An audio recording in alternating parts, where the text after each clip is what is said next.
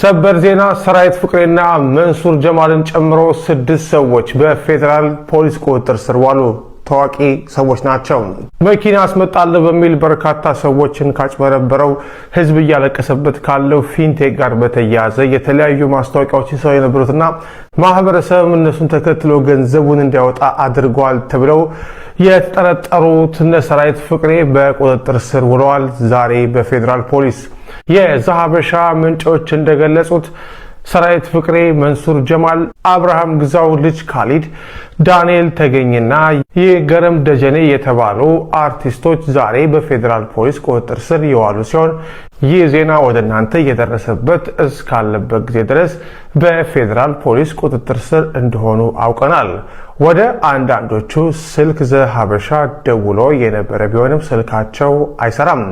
ይህ ዜና ወደ እናንተ እየደረሰበት ባለበት ጊዜ ሰራዊት ፍቅሬን ጨምሮ ቲክቶከሩ መንሱር ጀማልና ሌሎችም በቁጥጥር ስር ላይ ሆነው ምርመራ እየተደረገባቸው ተጨማሪ መረጃ ይዘን እንመጣለን።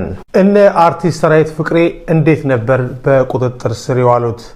መቼም ዛሬ ሰበር ዜናውን ከነገርኳችሁ በኋላ የነ ሰራዊት ፍቅሬ መታሰርን ብዙዎች ዜናውን ከኛ ወስደው ምንጭ እንኳን ሳይጠቅሱ እያሰራጩት ነው። ጥሩ ነው፣ ግን ምንጭ ቢጠቀስ ጥሩ ነው። ሌላ ጊዜ እንዴት እንደተያዙ ስላያያዛቸው ሁኔታ ደግሞ አሁን መረጃዎች ደርሰውኛል። መረጃዎችን እነግራችኋለሁ። አዳዲስ መረጃዎችም ስለ ቤተሰብ ሁኔታም እነግራችኋለሁ። እስከ መጨረሻው ተካተሉት። የፊንቴክ ኢንቨስትመንት ሰለባዎች ትላንት ማክሰኞ በፍትህ ሚኒስቴር ባደረጉት ሰልፍ ዛሬ ውጤት ሰምተዋል። ሰልፈኞቹ ህግና መንግስት ባለበት ሀገር ገንዘባችንን ተበላን፣ በ950 ሺህ ብር የቅድሚያ ክፍያ መኪና ሰጣቸዋል ያለ ተቋም የውሃ ሽታ ሆነብን፣ መንግስት እያለ በጣራ ፀሐይ ተዘረፍን በማለት በተለያዩ መንግስታዊ ቢሮዎች ድምፃቸውን ሲያሰሙ ነበረ። ይህንንም በዛሀበሻ ዜና ዘግበናል። የእነዚህ ተጎጂዎች ጩኸት ሰምቶ አቃቤ ሕግ የድርጅቱ አምባሳደር የሆኑና ከድርጅቱ ጋር ግንኙነት አላቸው የተባሉትን አርቲስቶችና ታዋቂ ሰዎችን የፌዴራል ፖሊስ በቁጥጥር ስር አውሎ ቃላቸው እንዲቀበል አቅጣጫ ሰጠ። ፖሊስም ከአቃቤ ሕግ በተሰጠው አቅጣጫ መሰረት ቲክቶከሩ መንሱር ጀማልና አብርሃም ግዛውን ወደ ተቋሙ የምርመራ ቢሮ ማለትም ሜክሲኮ አካባቢ ወደሚገኘው ቢሮ እንዲመጡ ጥሪ አስተላለፈ። በፖሊስ ጥሪ መሰረት አብርሃም ግዛውና ቲክቶከሩ መንሱር ጀማል ዛሬ ረቡዕ ከሰዓት በኋላ ወደ ፌዴራል ቢሮ አመሩ። በመቀጠልም አርቲስት ይገረም ደጀኔ ወይም አስቴርና ወንድም ካሊድ የተባለ የግብረሰናይ ድርጅት አለኝ የሚል ግለሰብ እንደዚሁም የኢቢኤስ ጋዜጠኛ የሆነው ዳንኤል ተገኝና አርቲስት ሰራዊት ፍቅሬም ተከተሉ። ፖሊስ የምርመራ ስራውን በእነሱ ላይ እንደጀመረና እዚሁ እንደሚያድሩ የዕለቱ የስራ ሰዓት ሲያልቅ ለቤተሰቦቻቸው አሳውቋል። የዛሀበሻ ምንጮች እንደገለጹት የጠርጣሪዎቹ ጠበቃ ደንበኞቿ የሆኑት ታሳሪዎች ተይዘዋል ወደተባሉበት ፌዴራል ፖሊስ አመራች። ነገር ግን ፖሊስ ጠበቃዋን መግባት አይቻልም ሲል እንደመለሳት ቤተሰብ ለዛሀበሻ ገልጿል። በዚህ መሰረት ቤተሰብ ለ6ቱም ታሳሪዎች ቀለብና ልብስ አቀብሏቸው መመለሱን ሰምተናል። ተጨማሪ መረጃዎችን ይዘን እንመለሳለን። በዛሬዋ ቀን አርቲስቶችን ፈልጋ አታገኝም። አርቲስትን አይደለም መንሱር ጀማልን እንኳን ፈልጋ አታገኝም። እነ ሰለሞን ቦጋለ፣ እነ ሰራዊት ፍቅሬ ምናምን ይሄ መኪና ወስዶ ህዝቡን ሲያጭበረብሩ የነበሩ ሰዎች ሁሉ ፍትህ ሚኒስቴር ዛሬ በ20ኛ ቪዲዮ ላመሰግንሽ ነውና በጣም ዛሬ እናመሰግናለን። ትላንት ፍትህ ሚኒስቴር ላይ ሰልፍ አድርገው ነበር ፊንቴክ ላይ የተጨበረበሩ ሰዎችና ዛሬ ተጠቅልለው እስር ቤት ገብተዋልና ዛሬ እስር ቤቱ ነው ሴሌብሪቲ የሚደረገውና በጣም እናመሰግናለን። ፌዴራል ፖሊስ ላደረጋችሁ ነገር እናመሰግናለን። ያልታሰራችሁም ሰዎች እነ ካሊድ ምናምን ካልታሰራችሁ ሮጣችሁ ፌዴራል ፖሊስ ጋር ብትሄዱ ይሻላል። ምንም ምርጫ የላችሁምና የደሃ እንባ ዛሬ የተካሰበት ቀን ነውና ዛሬ ሴሌብሬት የሚደረግበት ቀን ነው። ብዙ ጭቅጭቅ አንፈልግም። ዛሬ ፏ ብለናል። ሁላችንም ፏ በሉ። የደሃ እንባ ታብሷል። ሰለሞን ቦጋለ እድሜ ልኩ መታሰር ያለበት ሰው ነው። እያለቀሰ ነው ህዝቡን ያጭበረበረው። የልቡን ማን ብሎ ያጭበርብሯል። እንደገና በፊንቴክ አጭበርብሯል እና ማጭበርበር ላይፉ አድርጎታልና እነ ሰራዊት ፍቅሬ ዛሬ ካጣችኋቸው እስር ቤት ናቸውና እዛው እስር ቤት ምግብ ይዛችሁ ሂዱ። ምሽታችሁ የተባረከው ውድ ኢትዮጵያውያን ብዙዎቻችሁ በውስጥ መስመር ፊንቴክ ኢንቨስትመንትንና አርቲስቶችን የከሰስከው አንተ ስለሆንክ እስቲ ዝርዝር መረጃውን ስጠን እያላችሁ ትገኛላችሁ። ዝርዝር መረጃውን ለመስጠት ህግ የማይፈቅድልኝ ቢሆንም አንዳንድ ግን ውዥንብሮች እየተፈጠሩ ያሉ ውዥንብሮችን ለማጥራት ሃይላይት ልነግራችሁ ፈልጋለሁ። ይሄው ምንድነው ፊንቴክ ኢንቨስትመንት እና 16 አርቲስቶችና የተለያዩ ድርጅቶች የማስታወቂያ ድርጅቶችን ተከሰዋል፣ ከስሻቸዋለሁ። ነገር ግን ዝርዝር መግለጫውን መስጠት ባይቻልም ንብረቶቻቸው፣ ተሽከርካሪዎቻቸው፣ ቤቶቻቸው ግን ታግደዋል። ፍርድ ቤት ግን ገንዘባቸው አካውንታቸውን በተመለከተ አካውንታቸው ላይ 2 ሚሊዮን ብር የማይሞላ ገንዘብ ቢገኝም እሱ ግን አካውንታቸው እንዲንቀሳቀስ ተፈቅዶላቸዋል። ቤቶቻቸውና ተሽከርካሪዎቻቸው ግን እንደታገዱ ነው ያሉት። በተጨማሪ እዚህ ጋር ላሳስብ የምፈልገው ሌሎች አሽከርካሪና ተሽከርካሪ መስሪያ ቤት ድርጅቶች ላይ ያላችሁና ክፍለ ከተማ መሬት አስተዳደር ላይ ያላችሁ ሰዎች እነዚህ ሰዎች ስም ሊያዞሩ ወይ ምናምን ቢመጡ ኖ ማለት ይገባቸዋል። ምክንያቱም የእግር ትዕዛዝ ደርሷቸዋል ማለት ነው። የእናንተው ሌጋል ክሊኒክ ጠበቃና የህግ አማካሪ ኤፍሬም ተካልኝ ነኝ። አመሰግናለሁ። ወገኖቼ ከሰማችሁ እንደዚህ አይነት ሰበር ስሙ ስብር ያለ ሰበር ከፊንቴክ ኢንቨስትመንት ጋር በተያያዘ እናስተዋውቃለን የሚሉ ሰዎች እየገቡ ነው። ምልልህ እየገቡ ነው። አካውንት አስለቀቅናል ያሉት ራሳቸው እየገቡ ነው ነው ምልል። ስድስቱ ገብተዋል።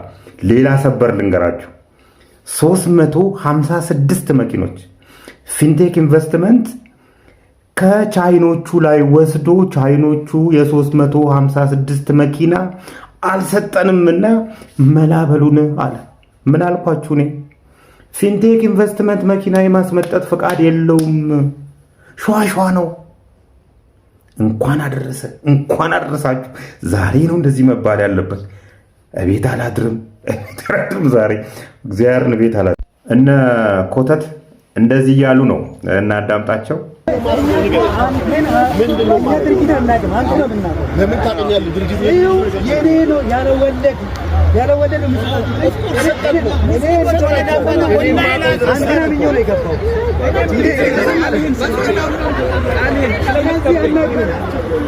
እንግዲህ አንተን ብዬ ነው አንተን ስለማቅ ነው የሰጠሁት ብሩን ይለዋል። ለምን ታውቀኛለህ?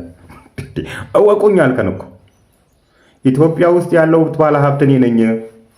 ወደ ጨረቃ መንኮራኩር ለመላክ ዝግጅት ላይ ነን። የግል ጄት ለመግዛት እየተዘጋጀው ነኝ። እወቁኝ። ፊንቴክ ኢንቨስትመንት አዳማ ብራንች የኔ ነው እወቁኝ አልከና። አወቅን። አታቀንም። ለምን አወቀኝ ልትለኝ አትችልም። ለሁላችሁም ነው የሚሆነው። ደጋግሜ እንደምለው ከሁሉም መንሱር ይሻላል። ቢያንስ የተፈጠረውን ችግር ወደ አደባባይ ወጥቶ ለመናገር እየሞከረ ነው ያለው።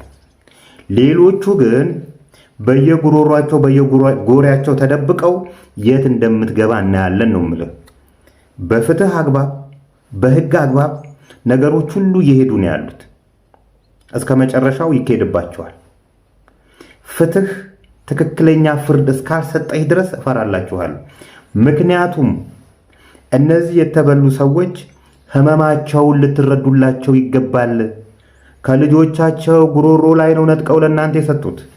ይህንን ብር ከልጆቻቸው ጉሮሮ ላይ ነጥቀው አንተ ልጅህን የምታሳድግበት ሀገር የጋራ ሀገር ነች ልንላችልም። ስለዚህ ፍትህ እስካለ በፍትህ ይኬዳል። ያለበለዛ ግን እፈራላችኋለሁ። እውነቴን ነው የምላችሁ፣ እፈራላችኋለሁ። ትላንትና መንሱር ጀማል እንዴት እንዳመለጠ ሁላችንም የምናውቀው ነው። እዛ አካባቢ የህግ አካላት ባይኖሩ ኖሮ የአንድ የተናደደ ቪክቲም ሊሰጥህ ይችላል ነው ምልህ። ከ1300 ምናምን ቪክቲሞች መካከል ብዙዎቹ ተስፋ የቆረጡና የተናደዱ ናቸው። ውጡና ወደ አደባባይ የምትሉትን በሉ። እኛ እስከምንሄድበት እንሄዳለን። እንዲህ ስትገኙ ማወቀኛ ለህ ልትለኝ አትችልም። ቢኮዝ እችንም ነገር እናንተ ናችሁ ያላችኋት። መኪኖቻችን ገብቷል። አዲስ አበባ ከስተመር እየጠበቀን ነው። እንግዲህ የእውነት በእውነት እያየናቸው ነው። እየተጫኑ ነው መኪኖቹ።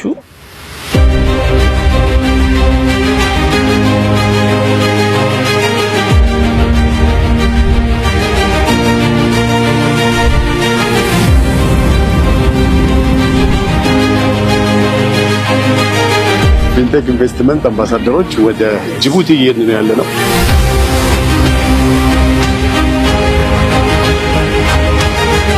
ከፊንቴክ ኢንቨስትመንት ጋር በተያያዘ ንብረታቸውን እንዳያንቀሳቀሱ የታገዱ የሚዲያ ተቋማት፣ አርቲስቶች፣ ቲክቶከሮች፣ የተለያዩ ግለሰቦች ታግዶ የነበረው እግድ ተነስቷል የሚል ዜና በፍጹም የተሳሳተ ነው። ሲጀምር ስለመታገዱ ማንም ሶሻል ሚዲያ አካባቢ መጥቶ የተናገረ ሰው አልነበረም።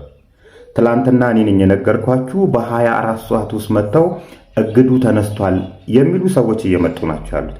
ይሄ ምን ታስቦ ነው የሚለውን ለማየት ከሞከርን ፊንቴክ ላይ ከ1000 እስከ 1300 ቪክቲሞች አሉ። እነዚህ ቪክቲሞች መጀመሪያውኑ እንዳይሰባሰቡ ተደርጓል። እንዳይሰባሰቡ የተደረገበት ምክንያት ከተሰባሰቡ ፓወር ይኖራቸዋል፣ የተለያዩ የመንግስት አካላት ጋር ይሄዳሉ፣ መክሰስ ይችላሉ፣ ዲስከሽን ያደርጋሉ፣ የተለያዩ ችግሮቻቸውን መፍታት ይችላሉ። እነዚህን ሰዎች ወደ ህግ ማቅረብ ፓወር ይኖራቸዋል። ስለዚህ እንዳይሰባሰቡ ነው የተደረጉ። ተሰባስበው ከተገኙ ደግሞ የተለያዩ ሎቢዎችን መሃል ላይ በማስገባት ቪክቲም እንደሆኑ ከነሱ ጋር መሃል ያስገቧቸውና እነዛ ሰዎች እንዲበትኗቸው ሲከፈላቸው ጭምር የነበሩ ሰዎች ናቸው። ከዚህ በተጨማሪ እንደዚህ አይነት ሐሰተኛ ወሬዎችን በመዛት ተስፋ ማስቆረጥ፣ እነዛን ሰዎች ወደ ህግ እንዳይሄዱ ተስፋ ማስቆረጥ ውስጥ የተገባ ስለሆነ ይሄ ዜና በፍጹም የተሳሳተ ነው። ሲጀመር እነዚህ ሰዎች የተበተኑ ናቸው። 2፣ 3፣ 4 እየሆኑ ነው ክስ የመሰረቱት እንጂ አንድ ላይ 1300ዎቹም አንድ ላይ ክስ አልመሰረቱም። የአንዱ ሲነሳ የአንዱ ኦልሬዲ ታግዷል። በጣም ብዙ እግዶች ናቸው የመጡት ተከፋፍለው ስለሄዱ ወደ ፍርድ ቤት ማለት ነው። ስለዚህ ሲጀመር እነዚህ አርቲስቶች ነን ምናምን ነን የሚሉ ሱፋቸውን እና ምላሳቸውን ብቻ አጣፍጠው የሚንቀሳቀሱ ሰዎች የባንክ አካውንታቸው ላይ እኮ እስከ 100 ብር ድረስ ነው የተገኙ። ማክሲመም 1 ሚሊዮን ብር ነው የተገኙ። ይሄ ምንን ያሳየናል? መጀመሪያውኑ ካሹን አሸሽተውታል። ወደ ፍርድ ቤት የሄዳችሁ ሰዎች ፍርድ ቤትን እመኑ። የተለያዩ ችግሮች ቢያጋጥሟችሁም ፍርድ ቤትን እመኑ። ትኩረት የምታደርጉት ደግሞ የማይንቀሳቀሱ ሀብት ላይ አድርጉ።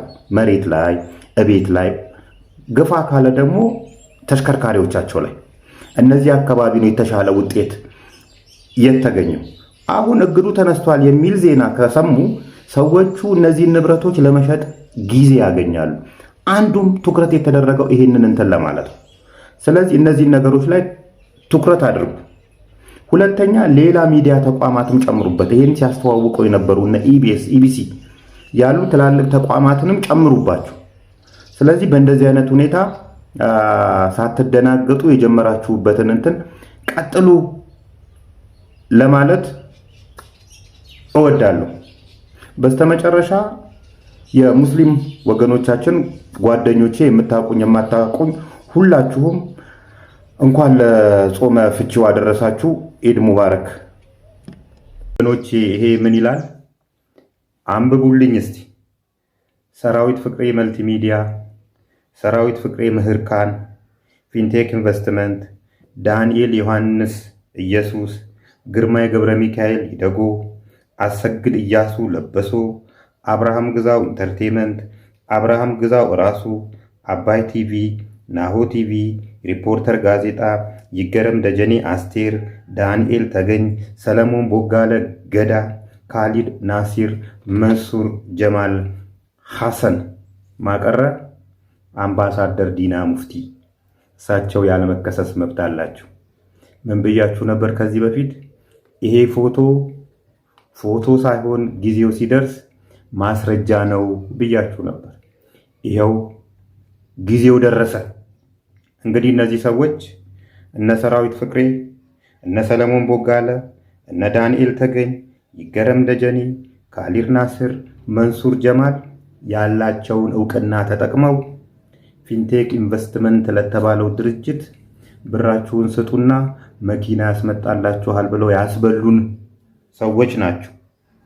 ግርማይ ገብረ ሚካኤል ይደጎ ከዚህ በፊት የአስክሉካን ትሬዲንግ ባለቤት የነበረ የደቡብ አፍሪካ የዓለም ዋንጫ ላይ ደቡብ አፍሪካ ይዣችሁ ሄዳለሁ ብሎ ብር ሰብስቦ የጠፋና በኢንተርፖል ወደ ሀገር ውስጥ እንዲገባና እንዲታሰር የተደረገ ዳንኤል ዮሐንስ ኢየሱስ ከዚህ በፊት የሄሎ ታክሲ ዳንኤል እንትን አመጣላችኋለሁ ብሎ ታክሲ ያስመጣላችኋለሁ ብሎ በሄሎ ታክሲ አማካኝነት ጥብ አርጎን በልቶን በዙር የመጡ እነዚህ ሁለት ሰዎች በጋራ 3.5 በ7 ሚሊዮን ብር መኪና እናስመጣለን ብለው ፊንቴክ ኢንቨስትመንትን የመሰረቱ። እንግዲህ ፊንቴክ ኢንቨስትመንት በ7 ሚሊዮን ብር ነው የተቋቋመው። መኪና የማስመጣትም ፍቃድ የለውም።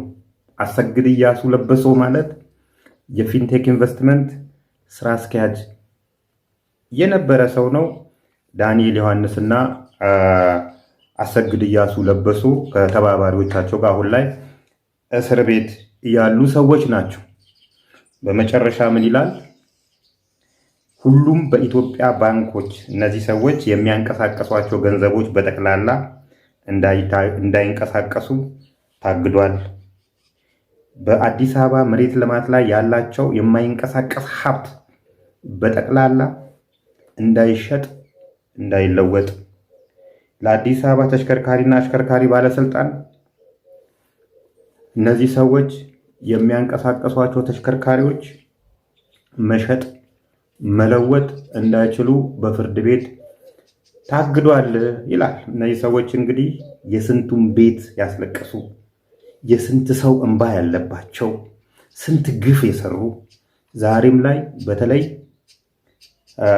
እነዚህ አምባሳደር ነኝ ብለው ህዝብን ያስበሉ ሰዎች አሁንም ሀገራችን ላይ እሽኮሎሌ የሚሉ ናቸው። እነ አባይ ቲቪ፣ እነ ናሆ ቲቪ፣ እነ ሪፖርተር ጋዜጣ ማስታወቂያ በመስራት የተባበሩ ስለሆኑ ስለዚህ የአዲስ አበባ ከተማ የመሬት ልማት አስተዳደር ተሽከርካሪና አሽከርካሪ ባለስልጣን እንዲሁም በኢትዮጵያ ሁሉም ባንኮች አንብቧቸው፣ ሁሉም ባንኮች ያሉ የነዚህ የጠራሁላችሁ ሰዎችና ድርጅቶች ባንክ አካውንት እንዳይንቀሳቀስ ስለታገደ ሁላችሁም እንድታውቁት በዚያ ይደርሳችኋል ኦልሬዲ።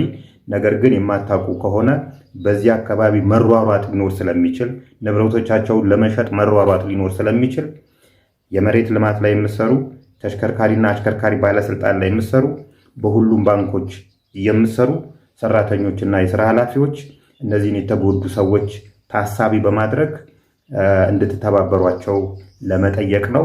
ያው እንግዲህ ብዙ ታግለን ነበረ። ብዙ ሰዎችን አድነናል።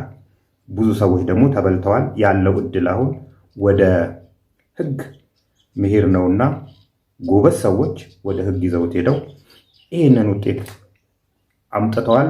ትግሉ እንግዲህ ይቀጥላል ማለት ነው።